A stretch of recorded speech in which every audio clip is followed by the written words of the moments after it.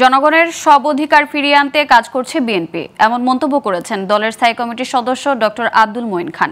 সকালে পিজি হাসপাতালে সাংবাদিকদের সাথে আলাপকালে একথা বলেন তিনি।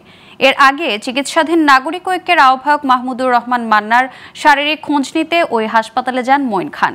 পরে গণমাধ্যমকে তিনি বলেন, 16 বছরে হাসিনা সরকার জনগণের সব মৌলিক অধিকার কেড়ে নিয়েছিল, যা উদ্ধার করতে ছাত্র জনতা বিপ্লব করেছে। আর এই বিপ্লবের মধ্যে দিয়ে অর্জিত বিজয় সফল হলে গন্তব্যে পৌঁছানো সম্ভব।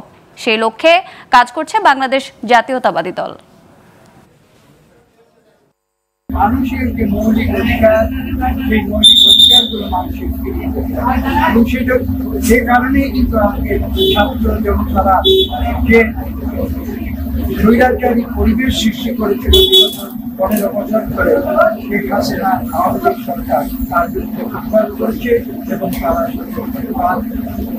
জয়লাভ করেছে।